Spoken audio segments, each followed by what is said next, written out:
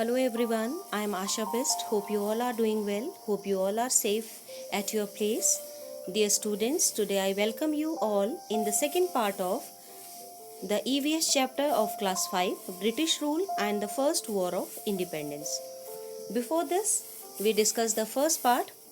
Today we are going to get information regarding the second part of this chapter. So, before moving towards the second part, let me have a quick revision of the first part we discussed. In the first part, we discussed that how India was flourishing trade with Europe in the ancient time, how their items like spices, silk and cotton were taken through ports to different parts of the world. Then we discussed about the Portuguese explorer Vasco da Gama. He discovered the direct sea route to India from the lowest coast of Africa. We discussed that how not only the Portuguese but Dutch and French were also came to India for trading purposes. They developed a kind of competition among us, and finally Britishers came as the final winner. They started trading with India. We discussed about the Battle of Plassey as well as the Battle of Buxar. Today we are going to discuss the second part of this chapter, so let's begin. Farmers unhappy. Farmers of India that time, Britishers forced them to grow indigo in their lands. As indigo is a kind of crop, if we grow it in a particular land, the land loses its all minerals, it loses its fertility, and after that it becomes of no use. So that is why farmers were very unhappy for that. They were unhappy, they were discontented, so they were not allowed to sell their things whatever they grown in their land to any other person. Britishers forced them to grow indigo as well as to sell indigo to the British only, that too at a very low cost. So that is why this was the reason farmers were very unhappy during that time. Here you can see the picture of indigo plant. This is a plant which is used to obtain dark blue color. The dark blue color later it is used to make dye. Farmers unhappy we are continuously discussing. Some farmers were forced to grow cotton also, like in the previous slide we discussed how farmers were made to grow indigo. Here the farmers were also forced to grow cotton in their lands, and due to that the farmers, those who grown cotton in their land, they suffered from extreme poverty. They were not even able to arrange their 2 times of meal.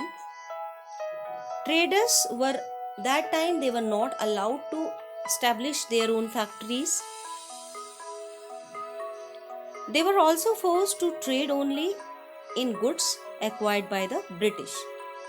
They were not allowed to trade with any other person or group of people. Only Britishers were the one who wanted to trade with India as per the production of cotton or indigo.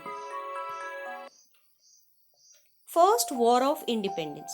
Due to the discontentment in the society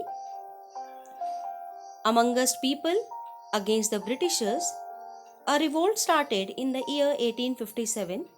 The revolt is also called the First War of Independence, which was fought between the Indians and the Britishers.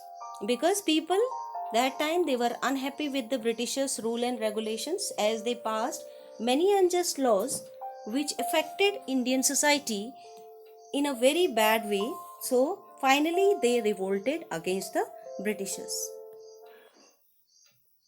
This is the picture showing the First War of Independence which took place in 1857.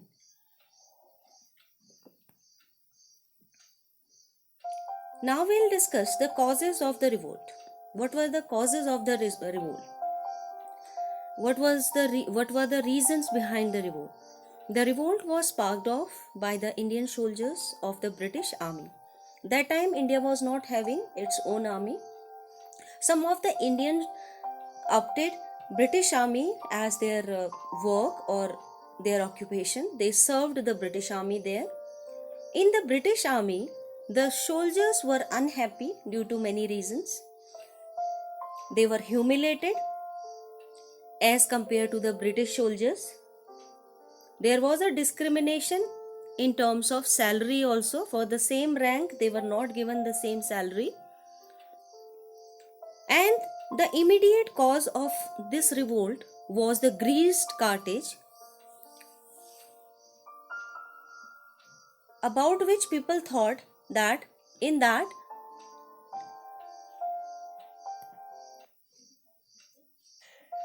there is animal fat, and had to be beaten by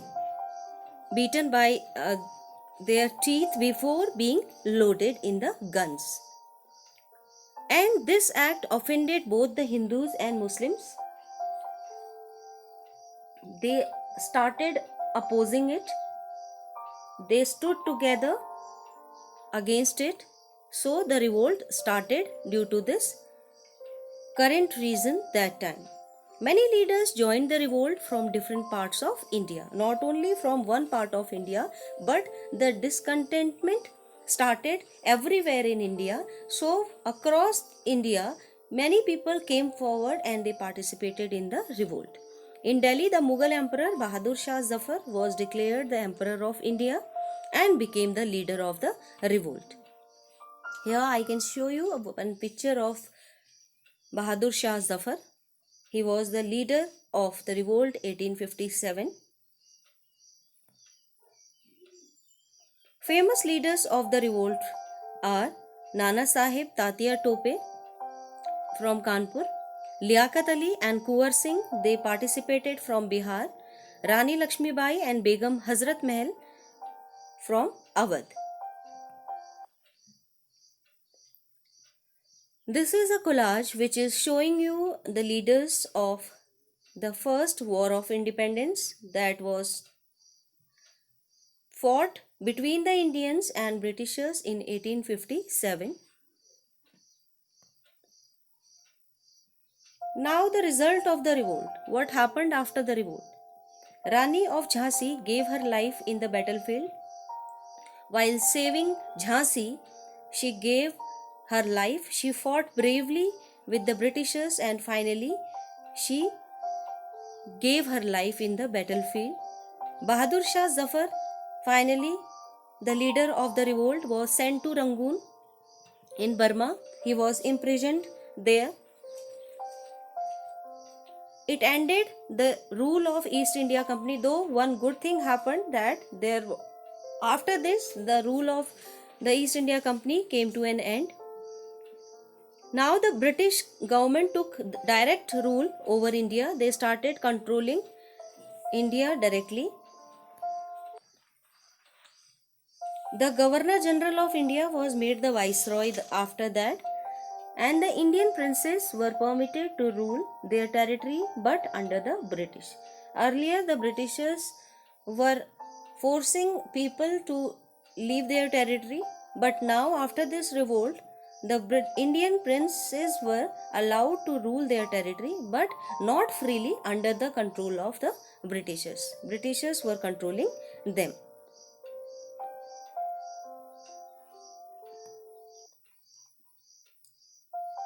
The revolt of 1857 was also called the Sepoy Mutiny by the British, as the discontentment amongst the soldiers, Indian soldiers in British army started the revolt.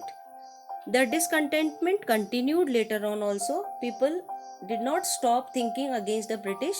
They started gathering together and they started preparing for a bigger revolt which may give them independence. The feeling of nationalism became deeper year after year. After that, people started thinking about their nation. They started developing love for nation. This feeling of nationalism inspired many Indians to fight against the foreign rule. Now people came together. They started fighting against the foreign rule. They started thinking that how they can throw Britishers out of their country. And finally, we succeeded in overthrowing the foreign rule in 1947. This is the thing which is very important, and we all are aware of it, that on 15th August 1947 we finally got independence from the British rule. So hope you liked it, hope you understood the concept. We'll soon meet with some other videos from your class. Till then, thank you and have a nice day.